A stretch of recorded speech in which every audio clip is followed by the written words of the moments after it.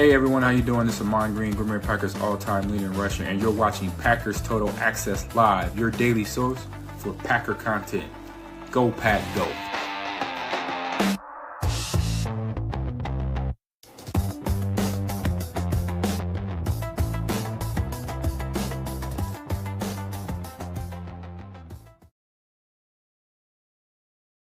What's up, guys? Welcome into Packers Total Access. My name is Clayton. You can check us out on packernet.com. Find me on Twitter at Packers_access. Wanted to hop in here this afternoon, have a quick little conversation with you guys and gals about the defensive coordinator spot. Obviously, we've kind of got, I don't want to say they've narrowed it down to these six, but there's six names that really keep getting tossed around a lot. And I wanted to ask the fan base, how do you guys and gals feel about these six candidates? We already did a poll question earlier today. There's another poll question up right now here on YouTube. So make sure you guys and gals get your votes in there as soon as possible. And then on the back half of this, we're going to talk a little Romeo Doubs. He was on the Up and Adams podcast with Kay Adams earlier today, and he kind of sounds off on Matt LaFleur, gives you his take on Matt LaFleur. I think it was a very, very interesting perspective. And then also talked about what he liked to be in Green Bay. So we'll get the latest on Romeo Doubs as he's set to hit free agency. And I think we would all agree we'd love to have Romeo back for the right price. I think he was a great receiver this year. However, will we be able to make that happen? We're going to talk about all of that. We'll probably have Emilio joining us here shortly. So before we get into it, though, if you would, do that YouTube stuff for me. Hit like, hit subscribe. If this is your first time tuning into PTA, welcome. Thank you for making us a part of your afternoon. We're not experts. We're not insiders. We're not media members. We're fans just like you talking Packers on a daily basis. So if you're looking for that type of content, make sure you hit like, subscribe, click that bell icon so you're notified when we go live anytime here in the near future. Let's waste no time. Let's get into it. Six defensive coordinator candidates that we've already kind of talked about earlier this morning. Again, get your votes in, guys. We've already got another poll question up. Want to make sure we get everybody's take. So earlier today on the morning show, we went ahead and put a poll question out, and we've gotten a lot more votes in now. 281 votes have been cast here. The Packers have 3 interviews in the works for new defensive coordinator. All right. If you had to choose between the 3, who would your pick be for defensive coordinator? We let that kind of sit out there, let it saturate the market a bit, if you will. And it's unanimous. Of the 3 choices, Christian Parker, the passing game coordinator, DB coach in Philadelphia, okay? Daronte Jones from Minnesota, passing game coordinator, DB coach in Minnesota for our boy Brian Flores. And then Jonathan Gannon, the former head coach for the Arizona Cardinals, also the former defensive coordinator for the Philadelphia Eagles when they had that great defense. Still have a solid defense, but obviously had a great defense under him as well. So the results came in. Christian Parker ran away with it, 64.1%. Guys, I think this is huge. I'm starting to feel, and it's early in the process. There's a lot of other guys we want to interview. We're going to talk about 3 other kind of long shot candidates, and we'll talk about why they're long shots. That's what you guys are currently voting on right now here on YouTube. But, you know, those guys are kind of long shots. It'd be a dream if you could land them, right? These are 3 that seem pretty darn realistic. Now, they're getting multiple interviews across the league, obviously. Christian Parker's starting to feel like that might be the guy. I mean, this is the second time he's interviewed for the DC spot for the Green Bay Packers. Obviously, last time went in a different direction. So I'm really starting to really perk up a little bit on Christian Parker, like this might be the guy. So again, he runs away with this particular poll question here that we have on X. So what I want to do is take those 3, right? Those 3 that have been voted on that we have already interviewed.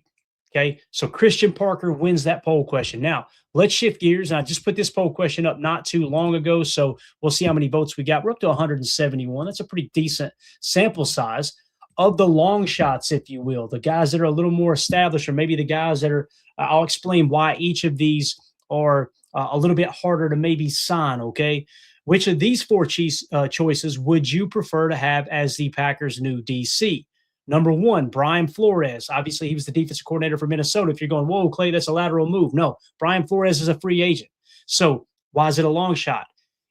He could get signed as a head coach somewhere, right? He could get a deal as a head coach somewhere. Most likely that'll happen. So this is really a long shot. Again, that's one of the choices on this poll question. Next, Raheem Morris, the former head coach for the Atlanta Falcons, obviously has a lot of history with the Sean McVay, Shanahan tree, one of the bright young defensive minds from the Shanahan tree, if you will. Okay, so Raheem Morris from Atlanta is another choice. Sean McDermott, the head coach for the Buffalo Bills, which, by the way, if you guys are not keeping up with that absolute crap show up in Buffalo where they're all basically saying it's Sean McDermott's fault for everything that's happened because Sean McDermott came in and said, hey, I want to change some stuff up with the roster. And they basically said, who the heck are you? So they run him out of town, right? Former Buffalo head coach, defensive coordinator in Carolina for years. So did that so well. I want to say, who was he under down there? You guys help me out in the chat. The former head coach, gosh, it's slipping my mind right now. I think he played for the 85 Bears. Ron Rivera. Riverboat Ron Rivera was the head coach down there, if I remember correctly. Sean McDermott was his defensive coordinator and did a heck of a job down there. That's how he ended up getting the head coaching job, obviously, at Buffalo. That's one of the choices. And then the all-Wisconsin guy, Mr. Jim Leonhard. He's currently the passing game coordinator for Denver. Now, if you're going, whoa, Clay, why is he a long shot?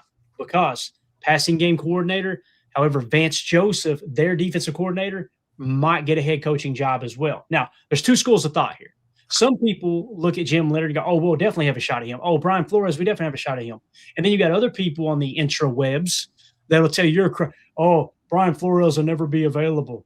Jim Leonhard won't be available. Listen, somebody's got to be available.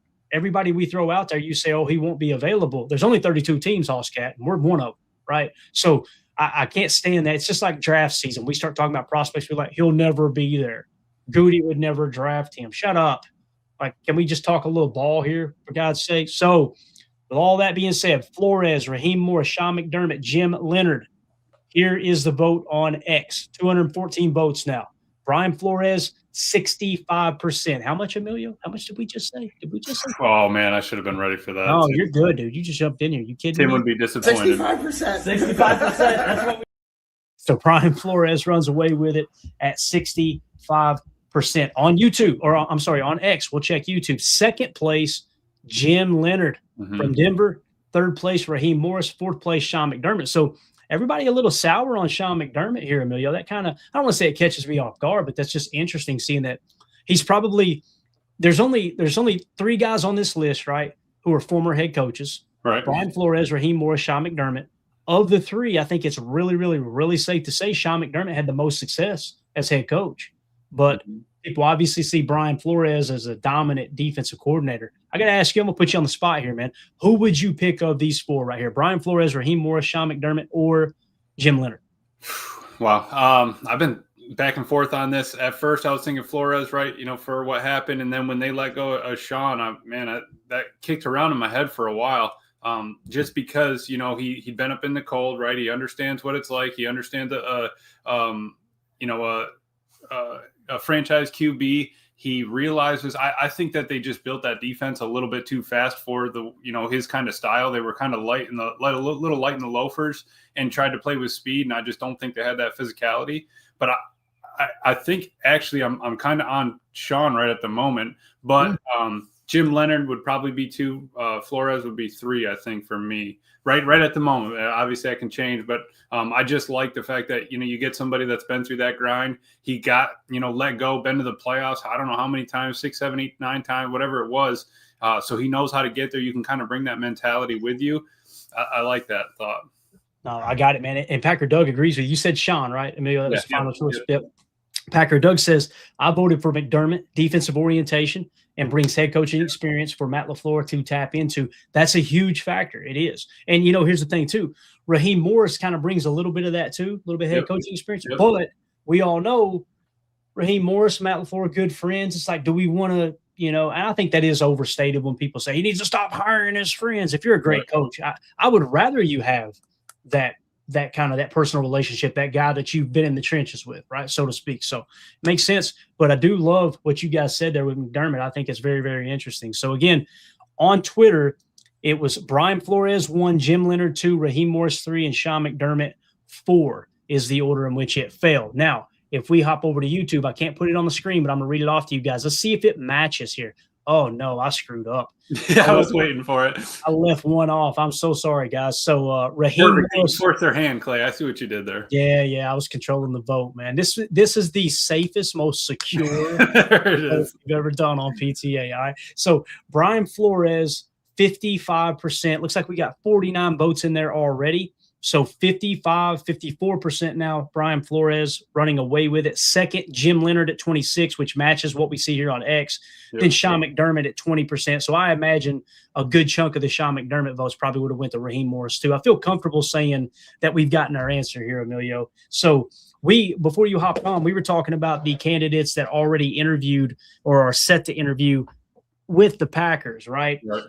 And that is obviously Christian Parker, the DB coach there and passing game coordinator for the Eagles, Daronte Jones from Minnesota, same pretty much title there, and then Jonathan Gannon, the former head coach in Arizona. Of those three, Christian Parker, Daronte Jones, or Jonathan Gannon, which one would you pick out of those three there?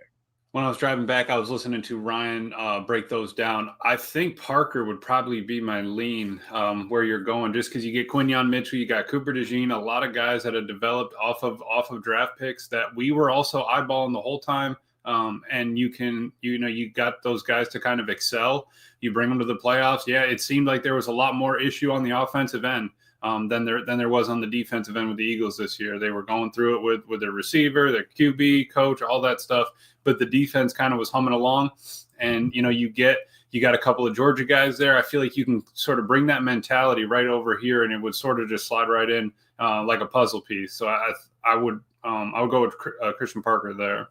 Yeah, and I'm just combing through X, make sure we're not missing anything new here. I think we're up to date. I want to make sure there were no other interviews scheduled. Sometimes we go live and this stuff comes flying in randomly and rapidly. So again, we've done our research here, right? We've asked the fan base both on X and on YouTube. And of those three groupings, the top choices are Christian Parker from Philly and Brian Flores from Minnesota. Okay. So I like it. And the whole reason I want to do this, Emilio, is kind of fill out the fan base a little bit. How do you guys feel about this? Yeah. I think those were my top two choices too. Now, Daronte Jones. What's that? Who was your top two, you said? Parker and Flores. Okay. Yeah, Okay. I had to pick of those two. Yeah. Yep. And I'm with Ryan. I've been listening to his breakdown. Parker is really, really interesting. I could see he's on that climb, right? Where you go out and reach out on someone that's, elevating, getting better each year, all of that. And he just doesn't have that head coach experience. Right. And listen, if there's one thing that Matt LaFleur, I think, has kind of learned that proved to be successful, obviously he went and got Joe Barry, a linebacker coach, to be his DC. Didn't work out as well. You go and get Hafley, who specializes in DBs and passing game coordination, and bang, you've seen some success, right? So probably stay in that same vein there. If you guys are watching this video back later, let us know in the comments, how do you feel about those two choices? Would you be on board with those being your two choices, Christian Parker and Brian Flores, or maybe you've got another two that you like out of those six? And again, I know there's other candidates that people probably like a lot more.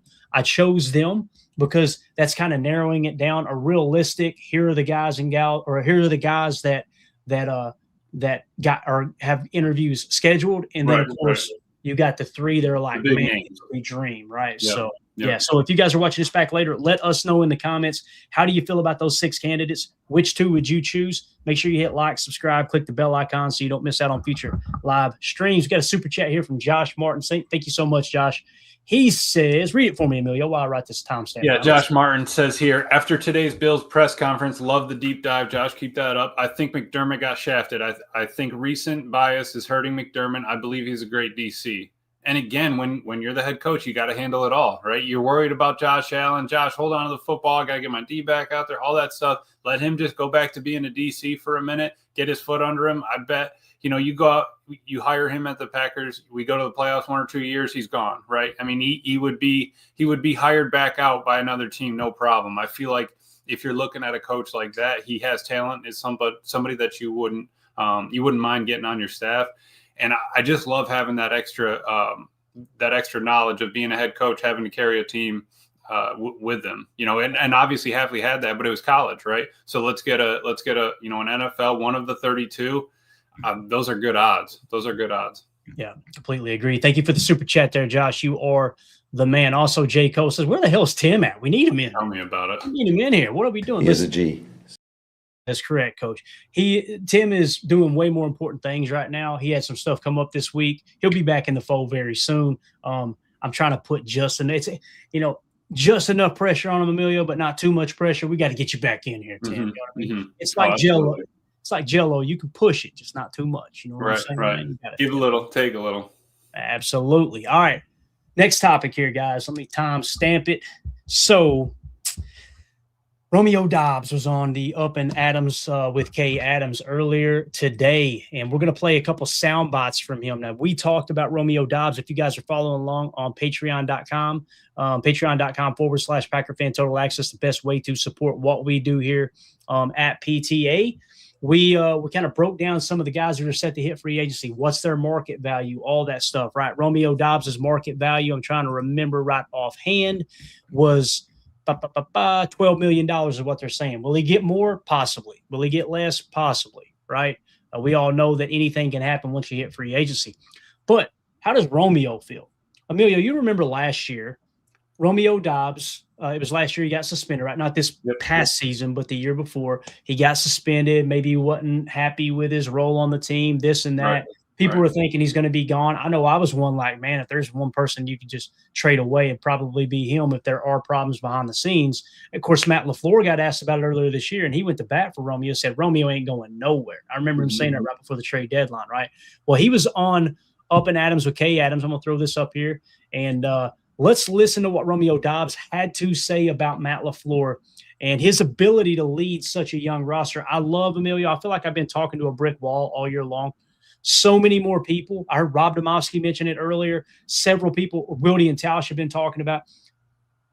There's more and more people talking about how young this roster actually is and what Matt's actually done with the youngest roster in the league.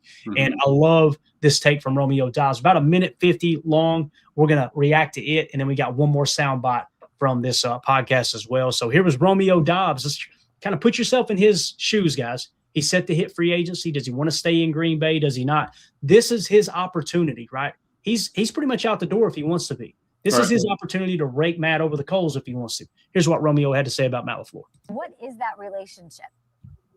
I love Coach LaFleur. Like, you know, he's a huge reason why I am where I am. And I don't even want to speak on, like, just the football aspect because I know, you know, just part of my growth just as a person. I give him a ton of credit for that because, again, you know, it's just a bigger perspective on every end. Like, you know, you get a Hall of Famer in Aaron Rodgers and you bring in Jordan. Clearly, the whole offense is different going into that next year when Randall's gone and Cobby's gone. And I thought just throughout the course of those years with Jordan, obviously, being the guy in Green Bay, I thought he did a fantastic job just us being young players in the league. Are we talented as a room, as an offense? Yes, we are. But it was just it wasn't normal is what I'm saying. What do you mean? It was different. Wasn't normal? Just the team, like how young the team is and just giving us that opportunity to grow is what I'm saying. Well, and people wanted your coach fired after the season. Yeah. What did you think of that? I disagree with that. Yeah. No. And the biggest reason for that is because like Matt has he's one of the best coaches in the league, bro. Let's go. And you know, like I said, just based off the situation alone and what he had to deal with, like I do not fault them keeping him there. Like, you know, he's one of the top coaches in the league. So obviously Romeo Doubs going to bat there for Matt LaFleur. Emilio, how many players are going to do this? Jordan Love, Micah Parsons, Josh Jacobs, right? Who was the other one? I always forget.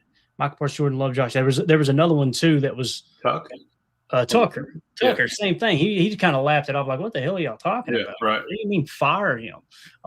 So it's cool to see Romeo. And again, Matt had no reason to treat Romeo any better than anyone else, knowing he's probably not going to be here this year. We know how Goody likes to operate, right? He likes to keep the roster young, and hey, why not? This may take a few targets away from Matthew Golden if you keep him, knowing that we think he's going to play the boundary X if Romeo does leave in free agency. I don't know. I thought that was an interesting perspective. What do you think about it, man?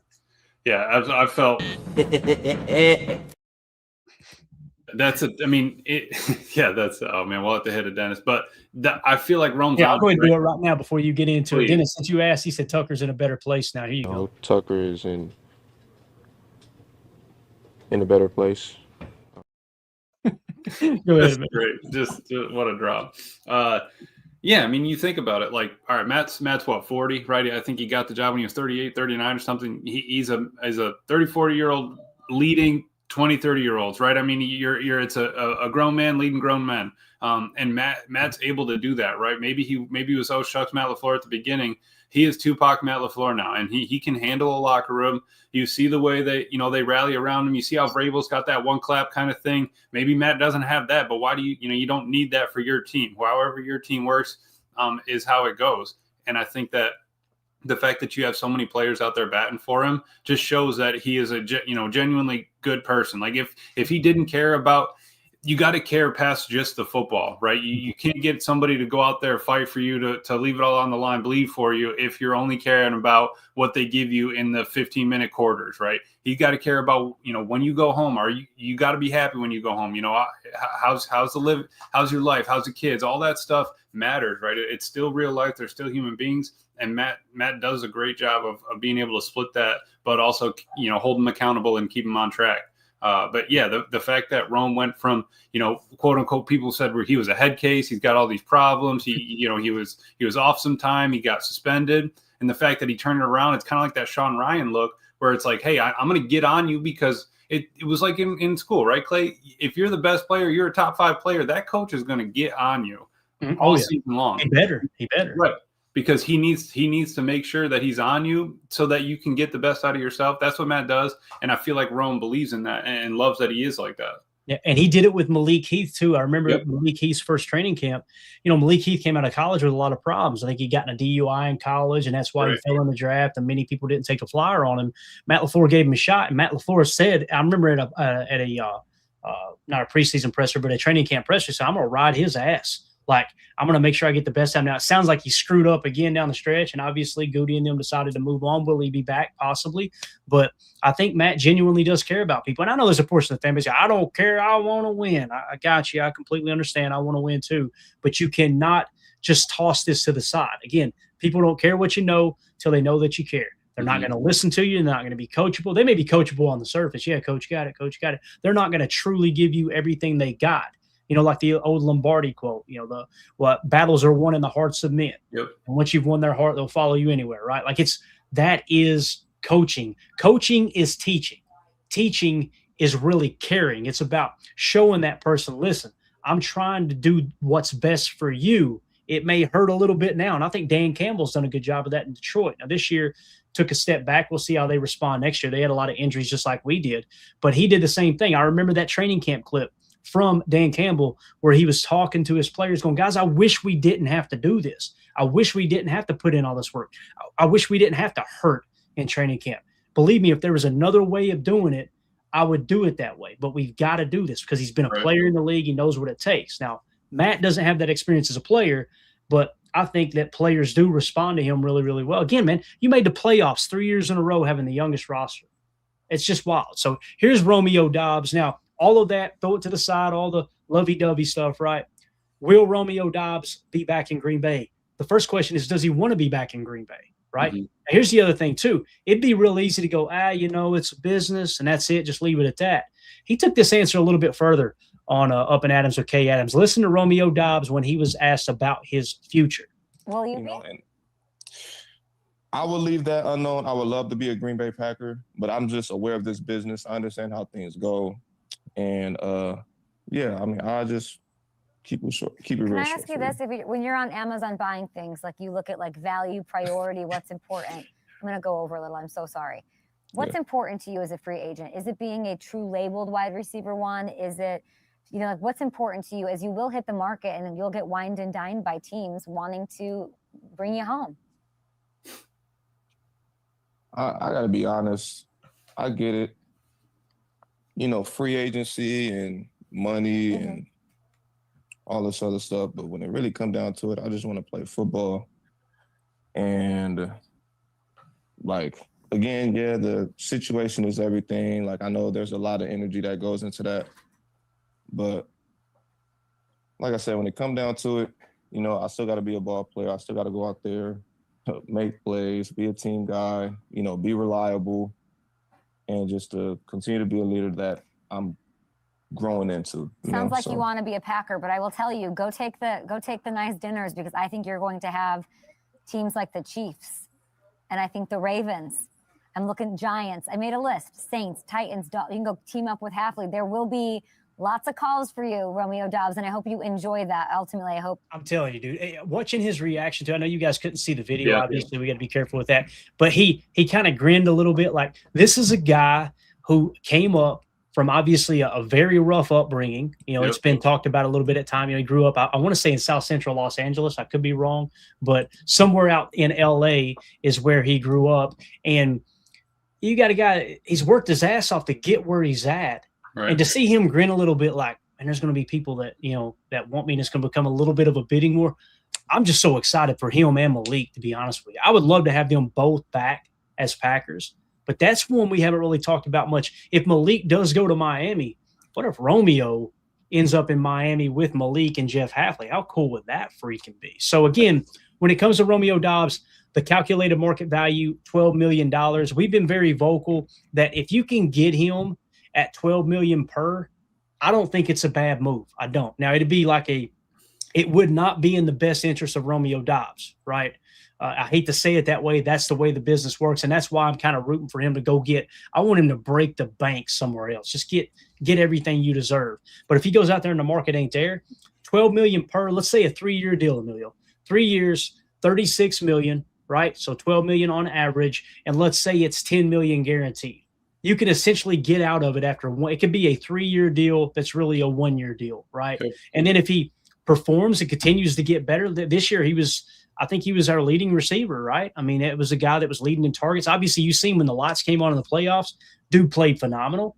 Now, people are going, how can we afford that, Clayton? I'm so sick of people saying we're out of cap, we can't afford nothing, we can't afford nothing. Guys, I'm telling you right now, if the Packers want to be aggressive in free agency, they can free up, and I'm being conservative here, they could go into free agency with about $30 million to spend in free agency if they wanted to. And you know what? If they like the roster they got and they just want to run it back again, then you could just sit pat and have even more cap space next year. But there's so many restructures, Emilio. There's so many cuts you can make of players that I feel like we probably need to move on from. Like Aaron Banks, he wasn't it. If you do a post-June 1 cut, you could free up $18 million like that. Right. Elton Jenkins, we were without Elton Jenkins anyway, and I think we would all agree he wasn't quite what we were expecting to him play at center. Now, if you can get him back for a cheap price, you'd love to have him. But if you cut him out, right, that's another $20 million right there. There's a number of things you can do. So the question becomes, what does Romeo Doubs' market end up being? What number would you put on him? And any other comments you want to make on Romeo Doubs and his what he had to say about Matt and everything in between? Because again, I look at that $12 million, the first year of cap space, you would probably have a cap hit of about $7 or $8 million the way Goody structures the first year of these 3-year deals. Right. And I've always gone back to it. That chemistry that Jordan and Rome have is beyond whatever years they've played together in the NFL as Packers, that they have a real chemistry. I think that has to amount to something, even if it's 3% that Goody weighs it in on, right? Or whoever is going to make that decision to move on or sign Romeo. And you got to think, all right, you got your franchise quarterback. What does your franchise quarterback need? Not that you need to only do what he wants, but you just got to keep that in mind. Rome was a 2 to a 3-star recruit, say 2.5-star recruit coming out of high school, went to Nevada, and now you got a guy that's going to break 10 million probably easy on the market, either as a Packer or elsewhere. And well deserved, right? He put in that hard work. He's a grinder. He's got great hands. And I think that having that little rough patch, that bump that he had gone through, I'm glad that he's out of it and he's grown from it, right? You had a couple concussions. You got the bobblehead on now, but he's going, right. It's not like it was an issue this year. It was an issue at the end of last year. Right. He didn't have a concussion this year, right?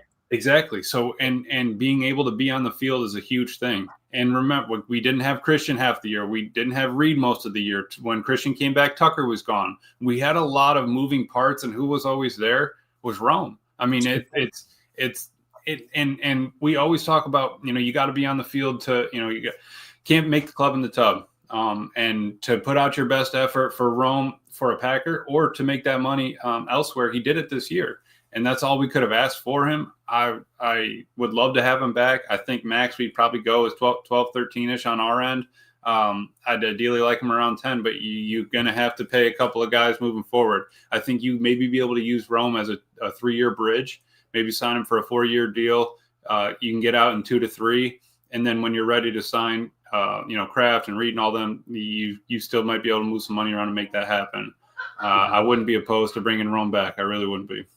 Absolutely. I'm on board with it too, man. Again, now, if that number gets, 13, 17, 20 million per, go get your money. The roster's already kind of modeled out that we can absorb that. We can, but it's not what you want to do moving forward, obviously. So with that being said, if you guys are watching this video back later, let us know in the comments. How do you feel about what Romeo Doubs said about Matt LaFleur? How do you feel about Romeo Doubs potentially returning to Green Bay? Sounds like he's open to it, obviously. We'll see what happens on the open market. We'll be here every step of the way. So if you don't want to miss any of that free agency coverage, make sure you hit like, subscribe, and click the bell icon so you don't miss out on it. I missed the super chat earlier. I don't want to put it on screen, but I'm going to do it anyway. Mike Witt, thank you so much for the super chat. But he says, I want Clayton as DC next year. Let me tell you something, Bob.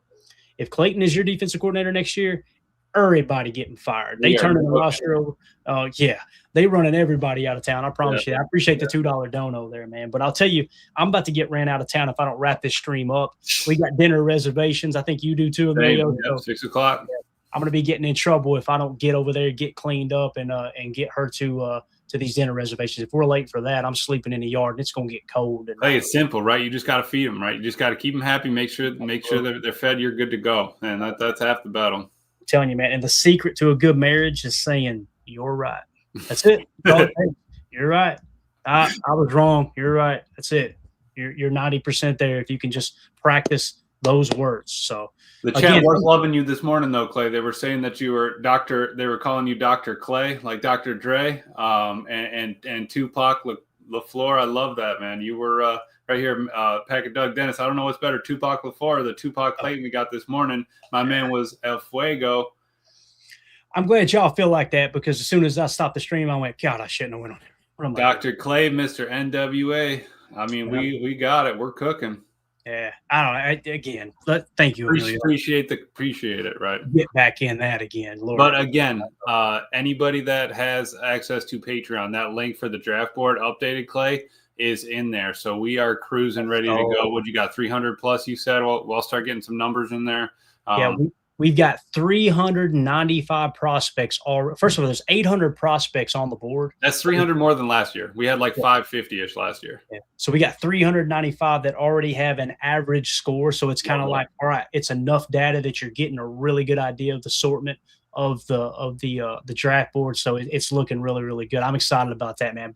Dumped a bunch of numbers in there earlier, and the board just popped. It came alive. Yep. And it's only going to continue to do that even more as we move forward. Mike Witt with the last super chat. Thank you, Mike. I love Romeo, but I really want Golden to get more snaps next year. Kid's going to be a star. That's a great point, Mike.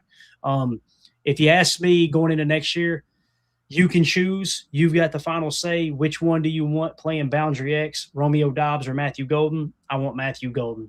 I love Romeo. You just heard everything I said. Yep. So that might be the deciding factor. And that's really it is the deciding factor of why I'm not willing to pay over market value or really right at market value because, again, that's what Bill Parcells referred to as a progress stopper. That doesn't mean they're doing something to stop the progress of the team intentionally or they're a bad player. No. It just simply means by putting him out there, you're preventing the guy from behind him to get those meaningful snaps. Is really maybe – I think we would all agree Matthew Golden looks like he's got a much higher upside than Romeo Doubs. maybe right now Romeo Doubs is the better option. Right. But the longer you wait to get Matthew Golden those extra snaps, those extra targets, then it's going to slow down that progression, obviously. And it's going to continue to hurt his confidence in himself as well. I think all that's a real thing. But and the last thing you put in place, Clay, is a wide receiver. And they'll go, oh, what are you talking about? That's stupid. Hey, I didn't make that up. That's Bill Walsh. That's Bill Walsh that said that. The last piece you put in place is wide receiver. Yep. So maybe Bill Walsh don't know what the hell he was talking about. I don't know. So anyway, Emilio, appreciate you jumping on here, bub. Absolutely, man.